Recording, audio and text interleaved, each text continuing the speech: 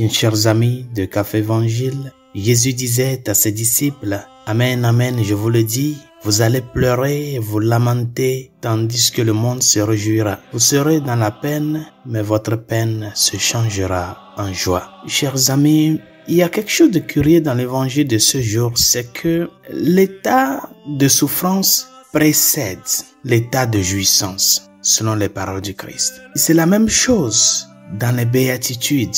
Heureux ceux qui pleurent, car ils seront consolés. Heureux ceux qui ont faim et soif de la justice, car le royaume des cieux est à eux. L'état de souffrance qui précède l'état de jouissance et de bonheur.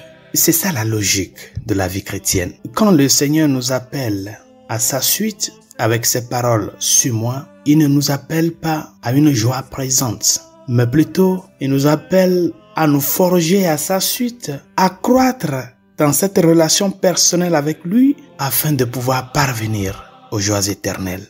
Le monde dans lequel nous vivons aujourd'hui est un monde qui veut quitter de l'horizon de l'homme, qui veut effacer de la vie quotidienne de l'homme tout état de souffrance, tout état de complication, tout état de peine. C'est ce qui fait aujourd'hui que nous sommes en train de perdre la capacité de lutter, la capacité de nous forger comme personne, comme être humain, la capacité d'apprendre à avoir des principes de vie, à ne pas nous laisser porter par le vent du monde, mais plutôt à nous enraciner avec des principes de vie, plus pratiquement pour les nôtres, des principes de l'évangile et de l'enseignement de l'Église. Qu'est-ce que tu cherches dans ce monde? Tu cherches à jouir des joies de ce monde avec ses idéologies, avec sa devise de permissivité. Tout est permis, fais ce que tu veux, passe-le bien, pourvu que tu te sentes bien, pourvu que tu t'en réjouis ton temps. C'est l'essentiel, c'est la philosophie du monde aujourd'hui. Passe-le bien, réjouis-toi,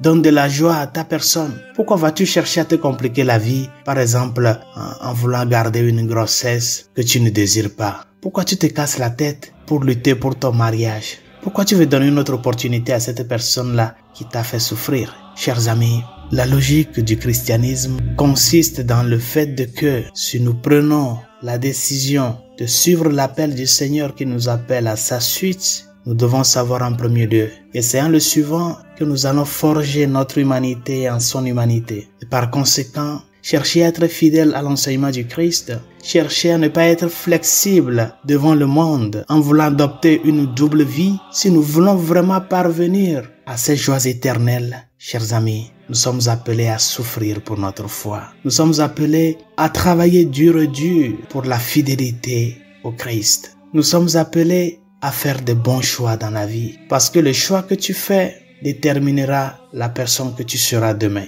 Ce que tu choisis aujourd'hui, c'est ce qui va définir ton demain. La vie chrétienne se construit et la foi est vie. Tu ne peux pas vivre tout en voulant tous les jours être à l'aise. Tu ne peux pas passer la vie au jour le jour avec les distractions de ce monde et penser que c'est ça l'idéal de la vie. Chers amis, l'idéal de la vie, c'est que choisissant le chemin qui nous conduit à Dieu, nous luttions pour que devant les croix et les vicissitudes, devant les attraits de ce monde, devant cet esprit de permissivité, de promiscuité que le monde d'aujourd'hui nous offre, que nous puissions vraiment, devant ces détractions du monde d'aujourd'hui, lever les yeux sur la croix du Christ qui nous montre le vrai chemin, qui est apprendre à souffrir pour être avec lui et parvenir après aux joies éternelles avec lui, que de vouloir rire et s'emporter avec les railleries de ce monde, avec les offertes de ce monde et souffrir dans l'autre.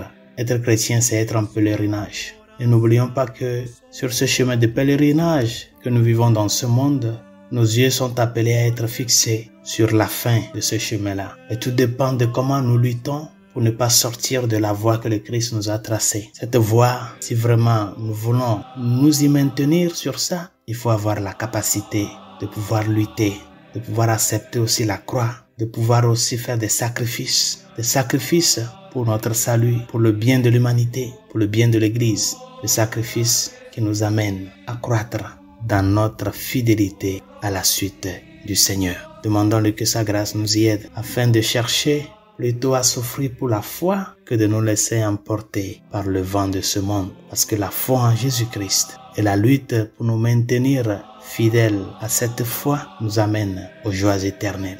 Et ces joies éternelles sont celles que le Christ nous a gagnés de par sa passion, mort et résurrection. Que sa grâce nous soutienne. Bonne journée. Dieu vous bénisse.